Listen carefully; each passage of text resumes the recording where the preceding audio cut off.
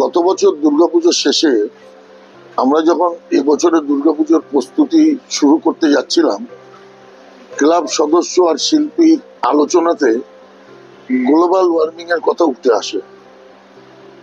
তখন শিল্পী তার মনের একটা ভাবনা প্রকাশ করে যে যদি আমরা গাছ দিয়ে করি কি হবে আমরা জানতাম না, কিন্তু আমাদের ক্লাব সদস্যরা গাছকে আমরা ভালোবাসি। তো শিল্পীর কথাটা আমাদের মনে হয়েছে যে অনেক কিছু দিয়ে করেছি, একবার দেখি না।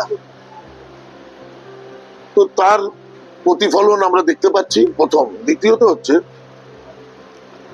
2-3 মাস 4 মাস আগে ভারতবর্ষের বিভিন্ন পাহাড়ি অঞ্চল এই গাছ কেটে ফেলার জন্য ধসে নেমে যাচ্ছে। সারা পৃথিবীতে উষ্ণতার হাওয়া বইছে।